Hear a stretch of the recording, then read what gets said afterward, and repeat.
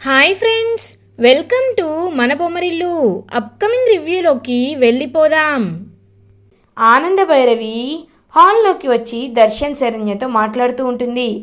దర్శన్, ఇప్పుడు నువ్వు హ్యాపీ కదా? ఇంకా నీ మనసులో ఎలాంటి భయం బాధ లేదు కదా అని అంటారు. లేదమ్మా, ఇప్పుడు నేను చాలా హ్యాపీగా ఉన్నాను. అండ్ బిజినెస్ వర్క్స్ కూడా ఇవాటి నుండి ఆఫీస్కి వెళ్ళి చూసుకోవాలనుకుంటున్నాను అని చెప్పి దర్శన్ మాట్లాడుతూ ఉంటారు. కరెక్ట్గా అప్పుడే ఆనంద భైరవి మేనేజర్ ఇంటికి వస్తారు. నర్సయ్య గారు, బాబాయ్ మీరేంటి ఇలా వచ్చారు అని చెప్పి దర్శన్ ఆనంద భైరవి ఇద్దరు అడుగుతూ ఉంటారు. ఇంకా ఆనంద భైరవి రాజ్కోటి సిల్క్స్ మేనేజర్ అయితే ఆనంద భైరవి దగ్గరికి వచ్చి, అమ్మా మీకు ఒక ముఖ్యమైన విషయం చెప్పడానికి వచ్చాను. పాస్ట్ 2 months నుండి పోలిస్తే మన రాజ్కోటి సిల్క్ శారీస్కి డిమాండ్ తగ్గింది అండ్ సేల్స్ కూడా చాలా వరకు తగ్గాయి. సో వీటి గురించి డిస్కస్ చేసుకుందామని మీతో ఎన్నిసార్లు చెప్పినా మీరు కాల్ లిఫ్ట్ చేయటం లేదు. మీ పర్సనల్ ప్రాబ్లమ్స్లో ఉన్నానని చెప్పారు కాబట్టి మేము కూడా మిమ్మల్ని డిస్టర్బ్ చేయాలనుకోవటం లేదు. బట్ ఇది చాలా డ్రాస్టికల్గా ఫాలో అవుతుంది, మీరే చూసుకోవాలి అని చెప్పి మేనేజర్ చెప్తారు. పాపం ఆనంద భైరవి ఆలోచనలో పడుతుంది. ఇంకా వెంటనే ఆనంద భైరవి, దర్శన్, శరణ్య అందరూ చూస్తూ ఉంటారు. అయితే ఇవాళ బోర్డు మీటింగ్ని కండక్ట్ చేయండి బాబాయ్. మేము బోర్డు మీటింగ్కి అటెండ్ అయ్యి ఈ ఇనిషియేటివ్ స్టెప్స్ ఏం తీసుకోవాలి, మన సేల్స్ ఎలా పెంచుకోవాలి అనేది నేను చెప్తాను అని చెప్పి ఏదైనా ఐడియా వస్తే చూద్దాం, బ్రెయిన్ స్ట్రామింగ్ చేద్దామని చెప్పి చెప్తారనమాట ఆనంద భైరవి. సరే అమ్మా, నేను మీటింగ్కి అన్ని ఏర్పాట్లు చేస్తాను, మీరు రండి అని చెప్పి మేనేజర్ అక్కడి నుండి వెళ్ళిపోతారు. నాన్న, దర్శన్, శరణ్య వెళ్ళి రెడీ అయ్యి రండి, ఆఫీస్కి వెళ్దాం అని అంటారు ఆనంద భైరవి. అత్తయ్య గారు నేను అని అంటుంది శరణ్య. అవునమ్మా, నువ్వు కూడా రావాలి. ఈ ఇంట్లో ప్రతి కుటుంబ సభ్యులకి, తెలివితేటలు ఉన్న వాళ్ళందరికీ బోర్డ్ మీటింగ్లో కూర్చునే అవకాశాన్ని మన కుటుంబం కల్పిస్తుంది. ఏమంటావక్కయ్యా అని అడుగుతారు ఆనంద భైరవి. అవును శరణ్య, నువ్వు కూడా రావాలమ్మా అని చెప్తారు. సరే అని చెప్పి అందరూ బయలుదేరుతుంటే పాపం రోహిత్ సైలెంట్గా ఉంటాడు. ఇంకా రోహిత్ దగ్గరికి వస్తారు ఆనంద భైరవి. ఆనంద భైరవి రోహిత్ దగ్గరికి వచ్చి, నాన్న రోహిత్, ఏంటి నువ్వు రెడీ అవ్వకుండా ఉన్నావు? నువ్వు కూడా ఆఫీస్కి రావాలి నాన్న అని అంటారు. పిన్ని నేను అని అంటారు రోహిత్. చూడు నాన్న, గతంలో జరిగిపోయింది పక్కన పెట్టు. ఒకప్పుడు నువ్వు కుటుంబం విలువ తెలుసుకోకుండా ప్రవర్తించావు, కుటుంబానికి దూరంగా ఉన్నావు. కానీ ఇప్పుడు నీకంటే కుటుంబం గురించి ఎక్కువగా ఆలోచించే వాళ్ళు ఉంటారా? నువ్వు కూడా మాలాగే ఆలోచిస్తున్నావు. అలాంటిది నిన్ను ఇంకా దూరం పెట్టాలని అనుకోవటం లేదు దర్శన్ అని అంటారు ఆనంద. అవునన్నయ్య, నువ్వు కూడా బోర్డ్ మీటింగ్కి రావాలి.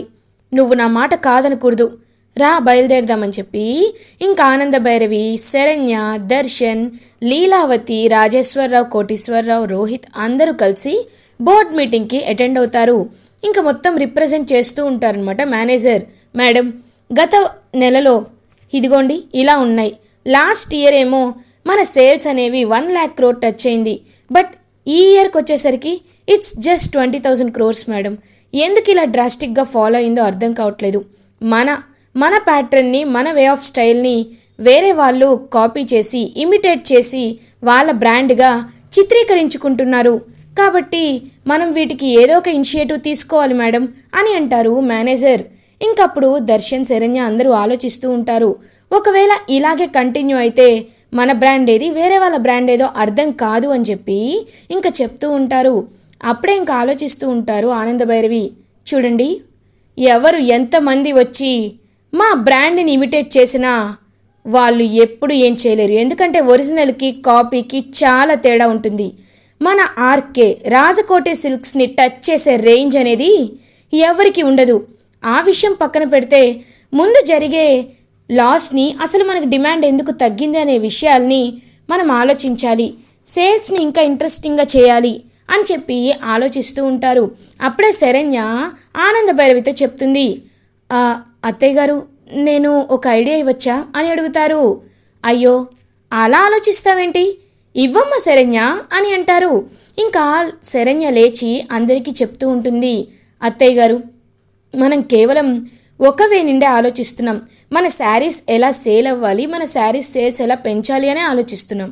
కానీ కాస్ట్ని మనం ఎలా తగ్గించుకోవచ్చు అనే విషయాన్ని ఎందుకు మనం ఆలోచించలేకపోతున్నాం? ఇప్పుడు నిజమే, శారీస్ మనం హ్యాండ్లూమ్ వ్యూవర్స్ చేనేత కళాకారుల దగ్గర నుండి కొనుక్కుంటాం. వాటిని కొంచెం మార్జిన్ వేసి షోరూమ్స్లో అమ్ముతాం. కానీ ఒకవేళ ఫర్ ఎగ్జాంపుల్ 10,000 ఉన్న చీరని మనం ఒక 5,000 యాడ్ చేసుకొని 15,000కి అమ్ముతాం. కానీ చాలా షోరూమ్స్ ఏం చేస్తున్నాయి, ఆ 15,000 మీద వాళ్ళు వేసే మెయింటెనెన్స్ కాస్ట్ కానీ, వాళ్ళ షోరూమ్స్ కాస్ట్ కానీ, వాళ్ళు రెంట్ ఇస్తున్న రెంటల్ బేసిస్ కాస్ట్ కానీ అన్నీ కలిపి ఆ శారీని 25,000 చేస్తున్నాయి. అలాంటప్పుడు ఎవరికైనా ఇంట్రెస్ట్ ఎందుకు వస్తుంది? డైరెక్ట్గా ధర్మవరం, కాంచీపురమే వెళ్ళి కొనుక్కుంటాం అనుకుంటారు. కాబట్టి పట్టు చీరల శారీస్కి డిమాండ్ తగ్గిపోతుంది అని అంటుంది శరణ్య.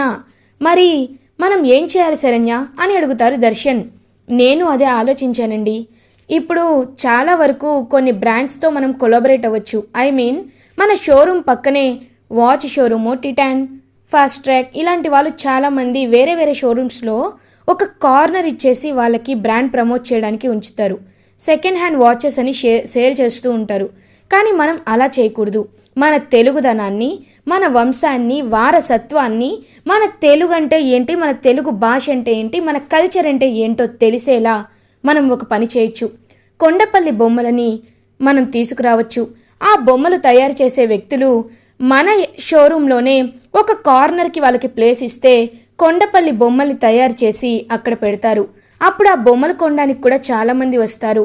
పట్టు చీరలని చిన్న చిన్న బొమ్మలకి కట్టి అవి ఎలా ఉంటాయో, మన తెలుగుదనం ఎలా ఉంటుందో ఉట్టిపడేలా చేస్తే అప్పుడు వచ్చే కస్టమర్లకు కూడా ఇదంతా చూసి చాలా ఇంట్రెస్టింగ్గా ఉంటుంది.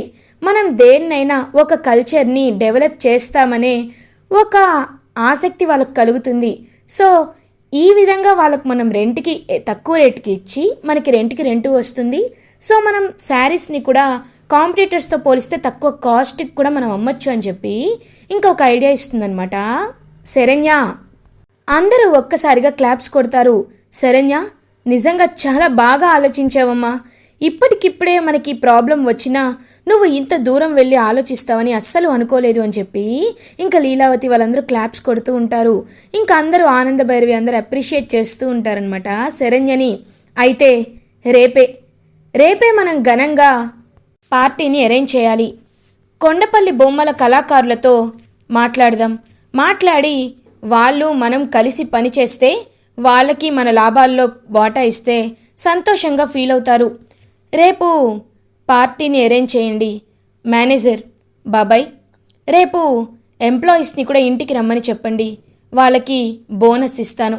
నా కొడుకు కోడలు కలిసినందువల్ల లాభాలు లేకపోయినా మనం ఎప్పటికీ మన ఎంప్లాయీస్, మన ఉద్యోగులని ఎప్పటికీ కింద స్థాయిలో చూడము అని చెప్పడానికే బోనస్ ఇస్తాను అంటున్నాను. ఎవరైనా లాభాలు వచ్చినప్పుడు ఇస్తారు, కానీ నేను నష్టాల్లో ఉన్నప్పుడైనా ఇస్తాను. అప్పుడు వాళ్ళకి మనపై నమ్మకం పెరుగుతుంది. కాబట్టి రేపు మా ఇంట్లో ఒక పూజ జరుగుతుంది. అలాగే బోనస్లు కూడా పంపిణీ జరుగుతుంది. నా కోడలు శరణ్య చేత్తోనే బోనస్లని ఇచ్చేలా చేస్తాను. అండ్ ఆ కొండపల్లి బొమ్మల కాంట్రాక్టర్స్ని కూడా పిలిపించండి అని చెప్పి ఆనంద భైరవి అక్కడి నుండి వెళ్ళిపోతారు. అదంతా చూస్తూ చాలా హ్యాపీగా ఫీల్ అవుతుందన్నమాట శరణ్య. ఇంకా ఫ్యామిలీ మెంబర్స్ అందరూ హ్యాపీగా ఇంటికి రీచ్ అవుతారు. ఆనంద భైరవి అలా కారులో వస్తూ ఉంటే అక్కడ సమీర కనబడుతుంది. ఒక్కసారిగా ఆనంద భైరవి కార్ ఆపి చూస్తుంది. ఈ సమీర ఏంటి ఇక్కడేం చేస్తోంది అని చెప్పి సమీర వైపు చూస్తూ ఉంటుంది. సమీర ఒక కానిస్టేబుల్ని కలిసి, సార్, మా అన్నయ్య లోపల ఉన్నాడు. అతనికి బెయిల్ తీస్తానంటే ఏ లాయర్ ఒప్పుకోవటం లేదు. మా అన్నయ్య బయటకు వచ్చే మార్గం ఏంటో చెప్పండి సార్ అని చెప్పి బ్రతిమలాడుతూ ఉంటుంది. చూడమ్మా, కేసు పెట్టిన వాళ్ళు చాలా పెద్దవాళ్ళు. నువ్వు డబ్బులు ఇస్తానన్నా ఎవ్వరూ లాయర్లు నీ దగ్గరికి రారు. వాణ్ణి ఎన్ని రోజులు ఉండనిస్తావో ఉండనివ్వు. ఎందుకంటే మీ అన్నయ్య పెద్ద ఫ్రాడ్ పని చేశాడు. మామూలు పని కూడా కాదు కదా అని చెప్పి ఇంకా కానిస్టేబుల్ అక్కడి నుండి వెళ్ళిపోతారు. ఆనంద భైరవి ఆ కానిస్టేబుల్ దగ్గరికి వెళ్ళి, ఏమైంది, ఎవరు తను అని అడుగుతారు. తెలీదు మేడం, లోపల అరెస్ట్ అయ్యాడే, అదే అమ్మాయిని బ్లాక్మెయిల్ చేస్తూ ప్రకాష్ అనే అబ్బాయి, అతని చెల్లెలంట. మా అన్నయ్యకి ఎలా అయినా బెయిల్ రావాలని ఆలోచిస్తోంది అని అంటారు. ఒక్కసారిగా ఇంకా షాక్ అయిపోతారు ఆనంద భైరవి. అంటే ఈ ప్రకాష్, ఈ సమీర ఇద్దరు అన్న చెల్లెల్లా? అంటే నా కొడుకు కూతుర్లపై ఇంతలా పగబట్టారా? ఖచ్చితంగా చెప్తా అని చెప్పి ఇంకా అలా చూస్తూ ఉంటారనమాట వెంటనే ఆనంద భైరవి. ఆనంద భైరవి ఇంటికి రీచ్ అవుతారు. ఫ్యామిలీ మెంబర్స్ అందరూ రేపు బోనస్లు ఇస్తున్నారు అండ్ ఇంట్లో ఒక పెద్ద ఫంక్షన్ ఉందని చెప్పేసరికి హ్యాపీగా ఫీల్ అవుతూ ఉంటారు. అప్పుడే కరెక్ట్గా శరణ్య దగ్గరికి దర్శన్ వస్తాడు. శరణ్య రా బయటికి వెళ్దాం అని చెప్పి బయటికి తీసుకువెళ్తాడు. ఎక్కడికండి అని అడుగుతుంది. రా రా రా, ఇదిగో ఇచ్చుడు, ఇక్కడ పానీపూరి చాలా బాగుంటుంది, నేను చాలా రోజుల క్రితం తినాలనిపిస్తోంది అని అంటారు. పాపం శరణ్య ప్రేమగా చూస్తూ ఉంటుంది.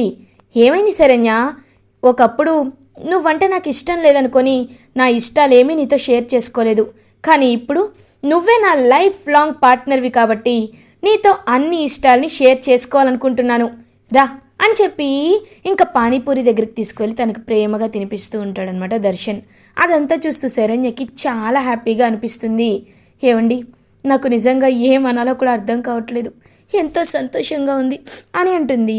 పాపం శరణ్య, ఇకపై ఒకప్పుడు రాక్షసంగా ఉండే దర్శన్ని చూసావు, ఇప్పుడు హ్యాపీగా ఒక భార్యని భర్త ప్రేమిస్తే ఎలా ఉంటుందో అలా చూపిస్తాను అని చెప్పి ఇంకా హ్యాపీగా ఫీల్ అవుతారనమాట దర్శన్ శరణ్య. ఇది ఇలా ఉండగా నెక్స్ట్ డే మార్నింగ్ అవుతుంది. ఆనంద భైరవి ఇంట్లో ఫంక్షన్ హడావిడి స్టార్ట్ అయిపోతుంది.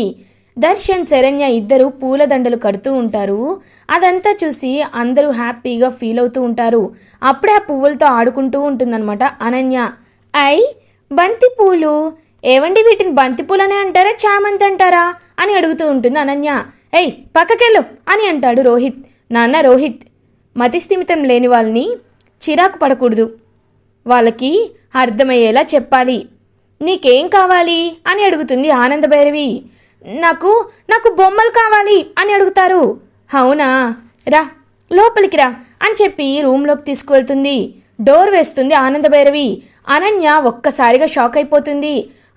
ఏంటంటీ, ఏంటి డోర్ వేస్తున్నారు అని అడుగుతుంది. పిల్ల పిచ్చుక అని అంటారు ఆనంద భైరవి. ఒక్కసారిగా అనన్య షాక్ అయిపోతుంది. వెనక్కి తిరిగి చూస్తుంది. పిల్ల పిచ్చుకేంటి అని అంటుంది. ఆపవే నీ నాటకాలు, నాకంతా తెలుసు, నువ్వు నటిస్తున్నావని తెలుసు, నువ్వు పిచ్చిదానిలా నటించి ఈ ఇంట్లో ఉండాలనుకుంటున్నావని తెలుసు, కానీ నేను ఎందుకు బయటపెట్టలేదో తెలుసా? ఒక ఆడపిల్ల జీవితాన్ని నాశనం చేయకూడదా ఉండాలని, కళ్ళ ముందే నా కుటుంబం ముక్కలవ్వకుండా ఉండాలని. చూడు, ఇదే నీకు ఆఖరి వార్నింగ్. ఇప్పటికైనా అర్థమైందా? నీతి నిజాయితీతో కష్టపడి సంపాదిస్తే ఈ స్థాయిలో ఉంటారు. వేరే వాళ్ళ సొమ్ముకి ఆశపడి వేరే వాళ్ళ స్థానాన్ని దక్కించుకోవాలనుకునే నీలాంటి చీప్ క్యారెక్టర్లు ఇలా పిచ్చి వాళ్ళే తిరుగుతూ ఉంటారు. ఇప్పటికైనా అర్థమైంది కదా? కాబట్టి ఇంకా నీకు తినాల్సిన షాకులు చాలా ఉన్నాయి అనన్య, అవన్నీ చూద్దు, పిచ్చిదానిలాగే చూడు, సరేనా? బాయ్. బయటికి వస్తే నీకే ఒకటి తెలుస్తుంది అని చెప్పి ఇంకలా అనన్య భుజం గట్టిగా పట్టుకొని బయటికి తీసుకొస్తుందనమాట ఆనంద భైరవి. ఇదేంటి, నేను నటిస్తున్నానని ఆనంద కనిపెట్టేసిందా? అయినా సరే నేను సైలెంట్గానే ఉండాలి అని చెప్పి ఇంకలా ఎగురుకుంటూ బయటకు వస్తుందన్నమాట అనన్య. వచ్చేసరికి అక్కడ సమీర ఇంటికి వస్తుంది. సమీరని చూసి అనన్య ఒక్కసారిగా షాక్ అయిపోతుంది. ఇంకా వెంటనే ఆనంద భైరవి సమీర దగ్గరికి వెళ్తుంది. ఏంటి సమీరా, ఎందుకు పిలిపించానో తెలియక చూస్తున్నావా అని అడుగుతారు ఆనంద భైరవి. అవును, మీరు నన్ను ఎందుకు పిలిపించారు? నేను రావాలి అనుకోలేదు, కానీ చాలా ముఖ్యమైన విషయం మాట్లాడాలి అన్నారు కాబట్టే నేను వచ్చాను, మిమ్మల్ని కూడా కలవడానికే వచ్చాను అది అని చెప్తుంది సమీరా. వద్దు, నాకంతా తెలుసు, నువ్వేమీ మాట్లాడొద్దు. నాన్న దర్శన్, శరణ్య అని చెప్పి ఇద్దరిని పిలుస్తారు. దర్శన్ శరణ్య ఇద్దరు హాల్లోకి వస్తారు. వాళ్ళ వైపు చూస్తూ ఉంటారనమాట సమీరా.